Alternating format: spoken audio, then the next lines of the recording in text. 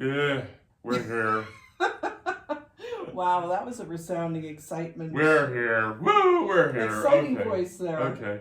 Yeah, baby. Welcome to the CC and JT Amateur Hour. It's Monday. Monday. No, it's Monday. We're doing a rare Monday podcast. So January 27th, we're already. Wow. This is going to be quite the week. Yeah. There's a lot going on. There's a lot going on for the CC and JT Amateur Hour. Over there, CC. And over there is JT. For those of you that are new to our experience, we'll just very briefly say we are two struggling writers. Boy, are we struggling.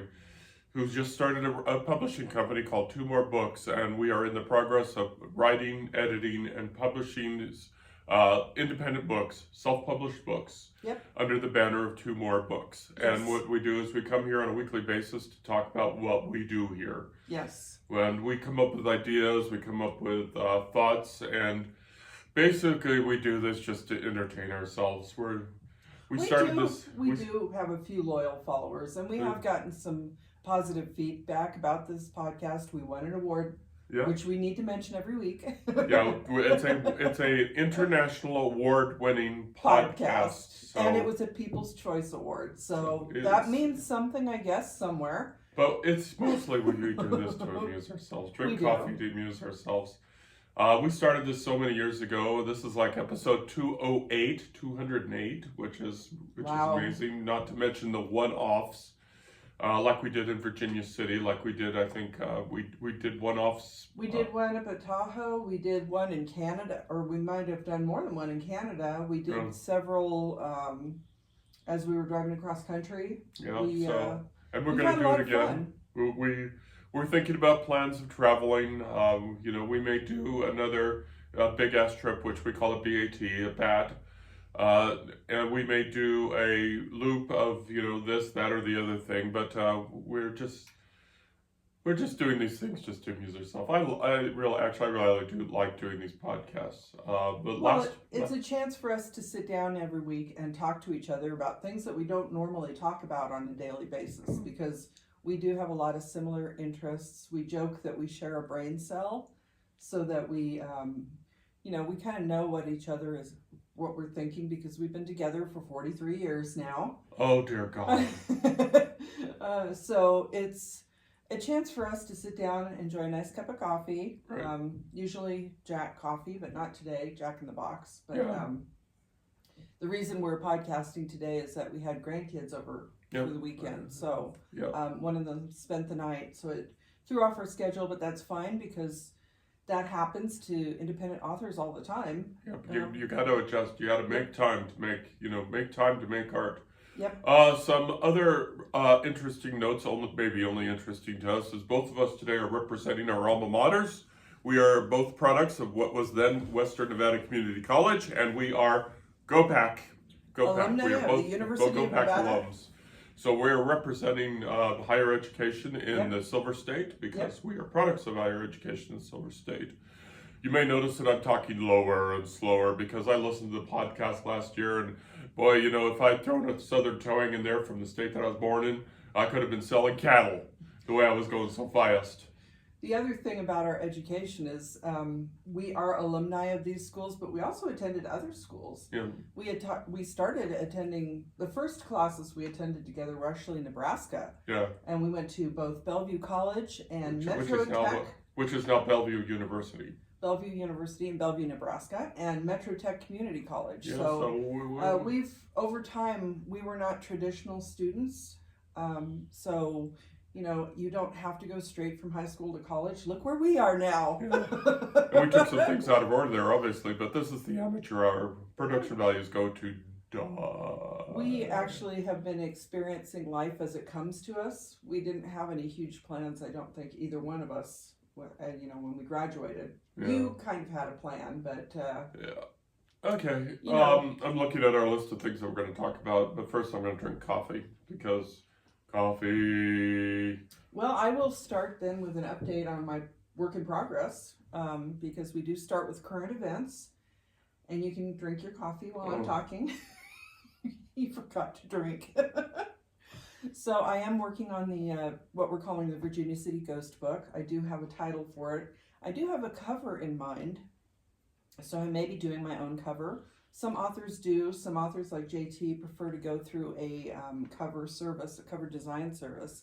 Get some wonderful covers that way. Oh yeah. And it sometimes it provides. We use like 99 designs for the most part, which allows up and coming artists to try to get their work out there.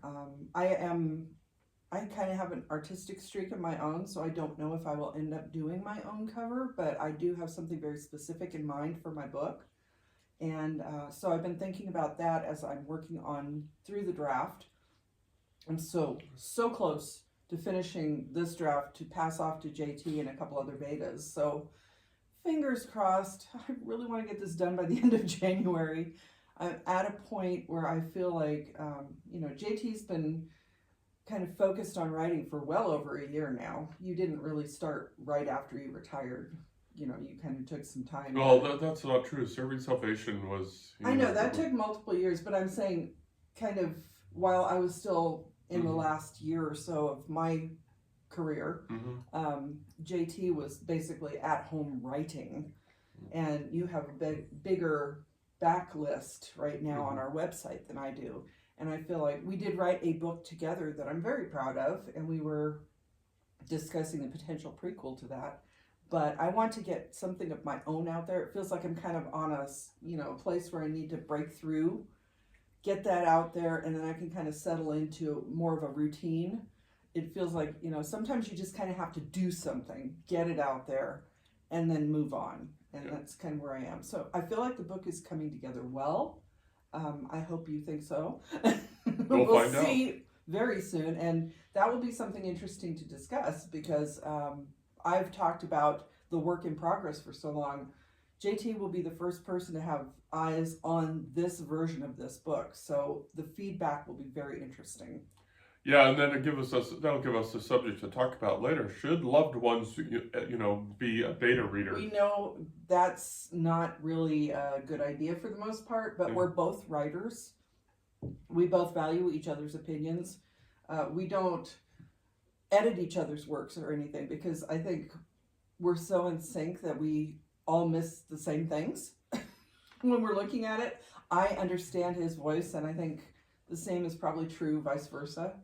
So, it'll be interesting to see, though, It'll be interesting, and it will be a subject it probably. It will definitely be an interesting discussion. That'll be an interesting discussion. And just very quickly is Friday, this book is finally coming out. It's actually a novella technically, but this will come out on Friday, January 31st. Yes. And right now it's for 99 cents, folks. I can't make it any cheaper. I don't want to make it free because we found that when we make it free, it's people, bad players basically grab it and, send it around the world. So it gets read, I guess, for that. But it's but 99 cents seems to prohibit that or minimize that, and have gotten some pre-sales. But, 99 cents, and it's really, I think, a fun read and a quick read. And so it'll be out there. Then the Sunday after that, which I think is February 2nd. Yes. February 2nd, we're going to be doing the cover reveal on ZOEY in this podcast. And so that's next Sunday. Yeah, next Sunday. So we'll be doing the cover reveal for ZOEY. And then Valentine's Day, it will go on pre-sale for release on February 28th. It's not going to go on pre-sale for very long. But, on the flip side, if you're going to buy it, you're going to buy it.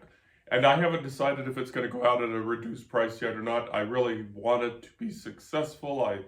I think both these books are worthy of your time and energy, but I also know that folks have lots of time and lots of things going on in their life. But I do think that it's a good book. And they're both good books. You've put both of them up on Book Sirens, right, which is a site where people can review books that are coming out or books that have already been released. Right. And have gotten a couple of reviews. You've gotten a couple of 4-star reviews. And which is fine, which is fair. I would take a 1-star review because, we can use 1-star reviews. Read the book that so-and-so thinks is the crappiest piece of literature ever done. Right. Make up your own mind. So it's okay. Reviews, we need reviews. Writers need reviews. People need reviews to become better human beings. Writers need reviews to become better writers. That's why we that's why we have to send them out to beta readers and to fantastic editors. You know who I'm talking about. And so, because if you don't get this kind of feedback, then you're not going to improve. And I know directly because of my fantastic editors, my product has improved. If only in the narrative sense, because sometimes I rely too much on flashbacks, and I'm struggling to get out of that habit. And Terry gently smacks the back of my hand and says, "Bob, this doesn't make sense as a flashback." I think she's reviewed 3 of my work so far, and every single one she says this doesn't make sense as a flashback, and she's right. Ugh. Well, a flashback, you want your book to have kind of immediacy to it, that people feel like they're experiencing what the character is experiencing. And when you throw in a flashback, it's great to add backstory for the character, but it can stop the flow of the story. Yeah. So it's kind of, you got to find the balance. Yeah, you are right, and Terry is right. So I'm, this book here is definitely one that where I reworked the flashbacks. So they're better books, but it's like, I like my flashbacks. But okay, moving on. I'll get over it. The other thing happening on Friday is that the Sierra Arts Foundation is having an event called Brew Ha Ha. A couple of JT's books will be for sale there. We're also going to be dropping off more books to the Depot Gallery bookstore because apparently JT has been selling consistently for the last 4 months now, I think. 3 or 4 months. 3 or 4 months. So Sheriff in Nevada has been very popular. Also, Sheriff in Nevada Downfall, book 2 of that, is in the Depot Gallery bookstore. They're both available through the Nevada State Library. So if you're not in Carson City, but you are in Nevada and you are in a library that's part of that co-op with Nevada State Library, you can request those books through Interlibrary Loan, ILL. I've heard that they have been recorded for the Talking Books program, so they're in the production, kind of the post-production phase where they're cleaning everything up and making sure it's ready to go. And then I guess it will be uploaded to the National Talking Books program, so they will be not only available in Nevada, but also talking books throughout the United States. And you do have to be accepted into that program to access those books, but it is a great program for anybody who can't read, for some reason they can't hold a book, they have visual problems or something like that. Talking Books is a great option. And they are also in the Churchill County Library in Fallon, Nevada. So JT's books are getting out there. And ZOEY is also a Nevada kind of centric book. Oh, excuse me. So that one will also be dropped off at the State Library and the Talking Books program as well. So we're looking forward to that. So things are happening. So, yep. We could go ahead and I can't think of anything else we need to talk about. So we can dive into our main topic here, which is kind of fun, which is, I'm going to preface this by saying that when I started the writing biz, writing professionally over 10 years ago, steadily professionally, and Cece said that I've got a library now. If you go out to Amazon, you can find it. True. But there are 3 books. There are 3 flavors, genres that I said I was never going to write in, and I'm rethinking them because you'll notice that all 3 have something in common. The 3 are a vampire book, a zombie book, and young adult books. And what all 3 of those have in common is they're extremely successful genres. People eat those up like they're candy. But I decided I'm going to be an artiste. I'm going to drink with that's fine though. Drink with my pinky up and be an artiste, and and not follow the lemmings off the cliff by writing. I'm seriously rethinking that. But what's funny? Well, it's funny you say that because you have to write what appeals to you. Right. And you should never kind of poo-poo any type of genre. We did both say, I think, that we wouldn't do epic fantasy. And then thinking about it, we kind of have fantasy elements in some of our books, not high fantasy or anything. But, and actually our youngest child just released an epic high fantasy book, but that's a whole different discussion. I don't think we should hamper ourselves from writing in different genres because we did an episode about I'll never write this, and then I went back and thought about it and I was like, I think we've written elements of that. So, you can never say never. Yeah. And I think that's kind of why you're rethinking things right now. Well, also because I like the challenge. I like the challenge when somebody says, "Well, you can't do that again." And it's like, really? Oh, let me tell you. Let me show you. Sort of like the reason that one of the reasons Sheriff came about, because people were saying, well, Nevada is a vast literary wasteland, which we know for a fact is not true. If only you look at the Sierra Arts Foundation, the Sierra Arts Literary community, mm-hmm. Which is dozens of fantastic writers here in northern Nevada. But so that's sort of kind of how the Nevada-centric books came out. But but I said I was not going to write in those three genres: vampire, zombie, and young adult. And I'm still, I'm more likely to write a zombie than a vampire book versus a young adult book. See, now I don't think I would ever write a zombie book because I can't stand zombies. I do not like zombie stories, and I cannot think of how I would handle it. Yeah, it's probably most likely to be a vampire book. As you saw if you clicked on social media, you saw that this is about the young adults. Yeah. Which we'll refer to YA from this point forward because I haven't had enough coffee. And the appeal of writing YA books is strong for many writers because, first of all, we were all YAs at one time. Oh yeah. We all went through and some people are still stuck in the maturation process, never having quite grown up. I'm not going to mention any names. And there's a lot of appeal to YA, writing in YA, because there's that youthful energy that, as you and I were in our 60s, we look back fondly and wonder, how in the heck did we survive? Well, and having a grandson, our 10-year-old grandson over the weekend, I keep telling him, the grandson, I don't know where you get all that energy. Can you please give some to grandma? Yeah. Because we do lose it over time. And I'm not really quite sure how to say this, but when you pick up a YA book, and I'm kind of reading a borderline one, except it has a lot of sex. And YAs It might be more of a new adult. Yeah.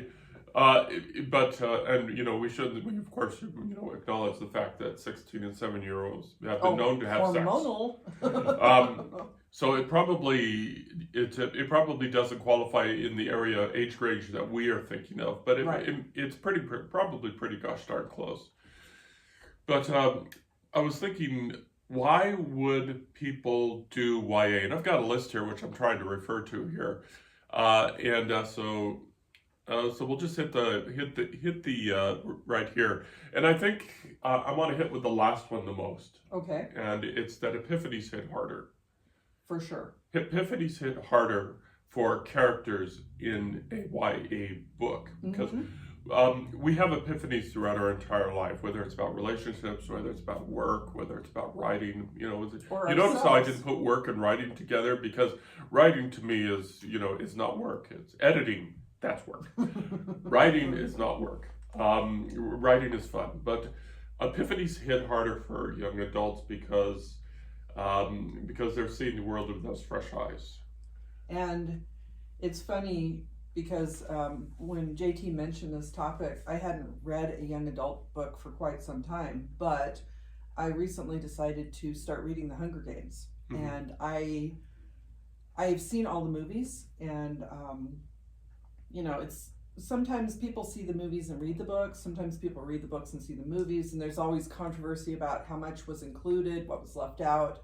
And there are definite differences, and we've discussed this before too, between a novel and an adaptation of the novel. So reading The Hunger Games, I knew generally what the story was, of course, but there's so much more introspection, like you said, epiphanies. And it was interesting to read the book and get Katniss's point of view, because it is basically, the entire book is from Katniss's point of view. You're experiencing what she's experiencing, which you don't quite get that from the movie experience. And the actress, it was Jennifer Lawrence? Yes. I think did a wonderful job as Katniss, but seemed older than the character in the book, because Katniss is supposed to be 15, 16 years old, and that is kind of prime young adult age. Mm-hmm.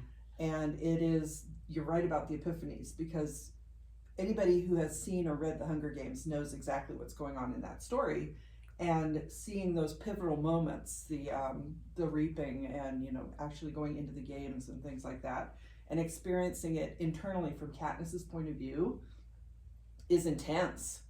I actually I was awake with the grandson over the weekend because sleep issues, and I was reading it in the middle of the night in the dark on my phone, and boy, some of the sensory experiences and the things, since she was so very confined to the district, and each district had a very specific experience. They have one industry, and everybody in that district is basically tied to that industry in some way. And then going out into the bigger games and experiencing people from other districts and learning, and those light bulb moments, all those epiphanies. Yeah, and that's worth saying that these are epiphanies that, while we may not obviously specific, we're not in Panem, though God knows we could be headed in that direction, but we can relate to the freshness and the strength and the energy of those epiphanies, because we've gone through them. It's the obvious one is like adults are clueless, but we didn't know how clueless they were until we started evolving towards becoming adults ourselves, and then we realized that cluelessness is universal. Right. We grew as teenagers. We think grown-ups have no idea, and then when we get older, we find out, hey, you know what? We don't have any idea either. But those epiphanies are common to all of us. Something else is, let's see where we're gonna go here. Sorry, I should have read these.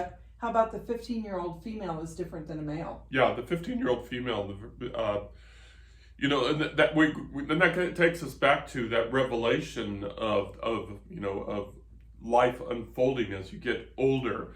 And boys, we're happy when we can torment other people of all genders. We're happy, lackadaisical, risking our lives doing things, stupid things that we do, like jumping off high rocks into lakes and things like that, doing stupid things. Whereas, and I don't mean to speak for the gender, but, I've seen it happen a few times, is women, not girls, but women learn at a young age that there are consequences. There are consequences to certain type of actions, and we loop back to sex. Yep.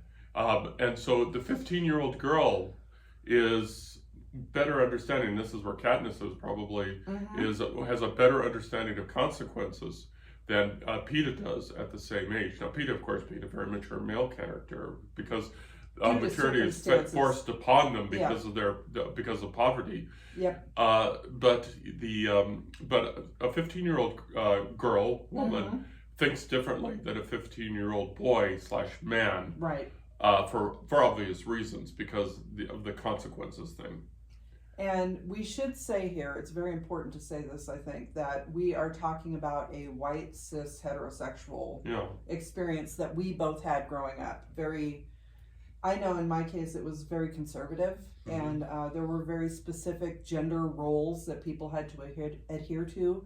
As we've gotten older and social media has become more of a thing, and we have a wider experience of the world, we're both seeing, I think, that the experience that we had growing up, and which was forced onto a lot of people, is not everybody's lived experience. So we are talking specifically about what we experienced as young adults. Well, but we're talking about the elements that writers have to consider.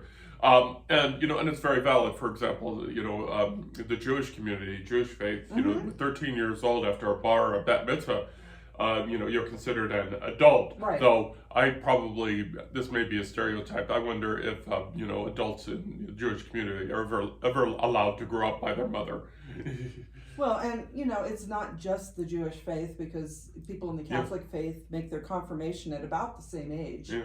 And it's a similar experience. I think maybe the Jewish faith is a little bit more, intense about it, because by the time I got to that point, we'd already pretty much left the church and everything, so I didn't go through the experience. But there are religious elements, there are societal elements, there are a lot of different elements. So we're talking about our lived experience when we do this, and you're right, this is important for authors to consider. And the this kind of the stereotypical, a lot of these type of, mainstream books, you would think, are kind of from a more restricted point of view, but hopefully that will change over time. And the book and the Hunger Games is actually an excellent example of the elements that, it's sort of a snapshot of what a YA writer has to consider. Because, for example, Area 1, or is it areas? I've lost track. District. District. Yes. District 1 is far different than District 12. Yes. We're talking, when you go through the 12 districts, 1 through 12, the level of, I can't think of the phrase I'm thinking, but District 1 is very rich, upper society, and District 12, pretty much as all the bottom that you could go. Well, and so 1, 2, 3, 12 is just like that. And when you mention that, of course, District 12 is the mining district. District 1 is actually basically a direct, they're kind of the luxury the capital district city. For the capital. No. District 1 is not the capital city. But they're two separate things. District 1 supports the capital city. Right. And provides the jewels and all the elegant things that people in the capital city sound absolutely ridiculous because, they're busy painting their faces and everything. But it's sort of like, definitely 12 levels. Yep. It's sort of like the 12 levels of, I don't want to say poverty, but, personal income, society, access to basic needs, because it's for example, District 12 doesn't have doctors. Right, because Katniss's mother is kind of a healer. Yeah. And, there are elements where obviously things happen during the games, people get hurt, and, so Katniss's experience having that happen at home versus having that happen in the games is very different. Okay. And that's where the epiphanies come in. Yeah, and so we need to pull back here a little bit because I think we're getting too deep into the details. What we want to keep it is talk about the the overall elements though of YA books. Right. And it just happens that the Hunger Games happens to give us a very good snapshot because it's very well constructed that way. Right. The author was a screenwriter, so she brought that great amount of experience to the book, and it just converted right away. Suzanne Collins. Right. Yeah. And so she was able to, that's why the book was so easily transferable to movies. But there's a lot that a lot of the elements in the Hunger Games are elements that YA writers have to consider: society, religion, poverty. Poverty for YA is a wonderful thing, and I want to talk about social status. Right. Social status, because the more successful YA books are always about the gutter rat that lives, that's barely gets by, and then they discover that they're related to the king. Or there's the orphan that lives in the closet under the stairs. Yeah, the orphan lives, and then you find out suddenly that they're actually part of the more than they thought. They're part of their society's upper crust, you right. know. And so these successful stories, these ragged riches YA stories, are also successful. So we're just going through here listing some ideas why do these YA books so appeal? Because as I said, we've all gone through it. Some people are still going through it, no matter how old they are. But these ragged riches, these child to adult, these failure to success stories are best snapshotted or best built around young adults. Yeah. Because and here's the main thing that may be why writers love to appeal from them is sometimes their characters are just pretty damn stupid. And we all go through that. And they're pretty damn stupid because they see their world in black and white. And then as they go through their adventures, as they go through the hero arc, color starts to appear in their decisions. Complexity starts to appear in their life. And I can't think of a better visual example of that than, Pleasantville. Pleasantville yes. is great example. Pleasantville starts out as a very black and white experience, and then as the characters start to mature, color appears, and they begin to realize that there is complexity in every step, every decision, every day, and that is a classic young adult experience. And it's funny that you mentioned that one in particular, because you also mentioned the fact that some people get stuck in that kind of immature, not looking outside the lines, basically, not coloring in the lines. And the adults in Pleasantville are living that very monochromatic experience. It's one of those white kind of conservative communities. Everybody has very rigid expectations of the girls versus the boys, and telling the girls don't do this because that makes you a bad girl, and that type of thing. And then they can actually visually see when the kids have actually gone outside that experience, and there are some pivotal scenes in the movie where that's very strikingly handled. So Pleasantville is an excellent example of that idea that some of the, we, I think, kind of went through a phase in our young adulthood, because we married so early and had kids early, that we were maybe stuck a little bit in that more rigid, conservative type of mindset. And over time, as our kids grew up, I know in my case at least, I started learning a lot from my kids based on their experiences, because they had much broader experiences growing up than I did. And having adults go back and revisit young adult literature sometimes is a good thing, just for that reason. I think that's really pretty much a good idea, a good summary of the entire experience, that writing young adult can be fun. It can be fun. It can be great fun, though I really can't envision myself ever doing it, because, I'm an old crotchety fool. But I could actually see you doing that based on childhood experiences, going back just kind of to... No, but it's not only epiphanies, but I think it can be very cathartic that, you can write about things as an adult that you experienced as a young adult with the, that distance. You can look back and say, well, what if I took the left turn instead of the right turn? And where would that have taken me? And so you can kind of frame a story around that. Whereas, if you're writing, I've seen some very successful authors, sorry, the caffeine is still kicking in. I've seen some very successful young authors who are in their early 20s and stuff, and they become big, famous authors writing about their experience as young adults, but they don't have that distance. So it's more immediate, and that's great. But looking back on it is also great. It can be fun. It can be a very fun genre. It's a fun genre. It can be a fun genre to read. I've read more than a few of them.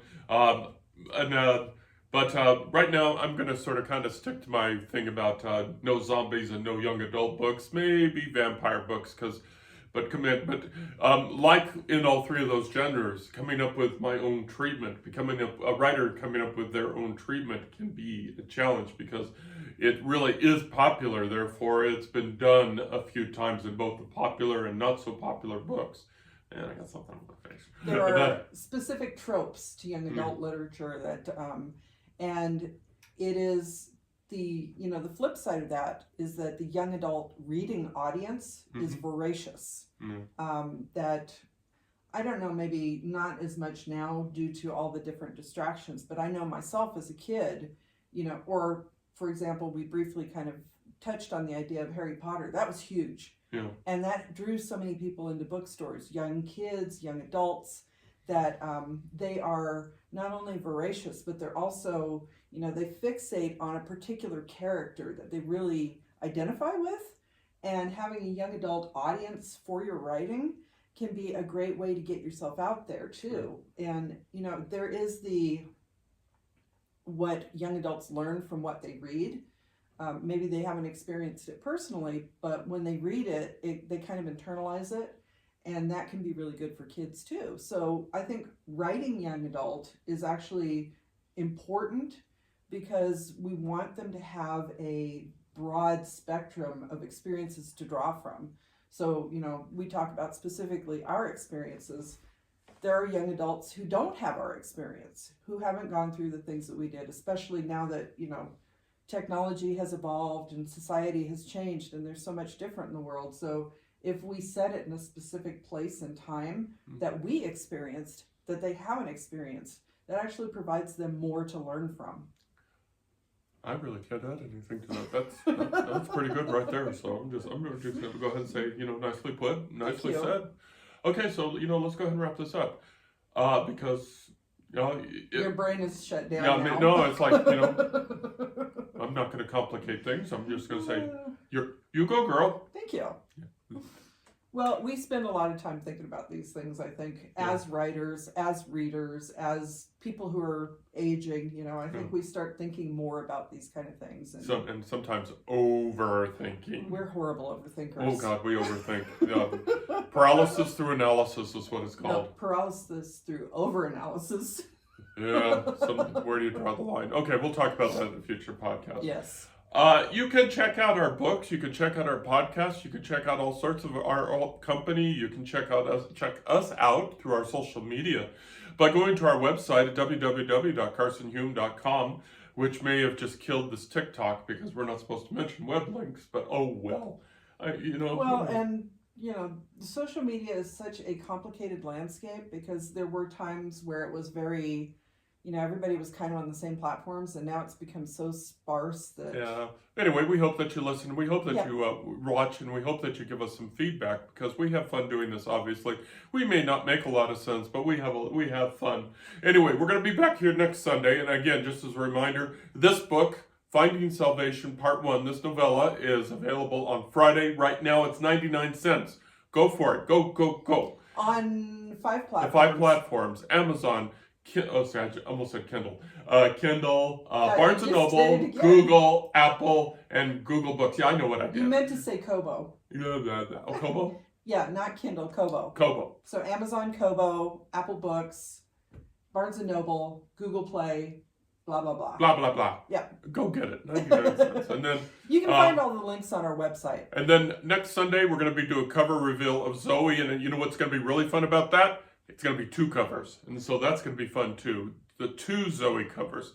And actually, maybe we should talk about that next week. Yeah, we'll talk about the creation of those covers, and man, they're really fun covers. I think you're going to love them. Okay, we're done. Yes, we're done. Okay. So over there's Cece. Over there's JT.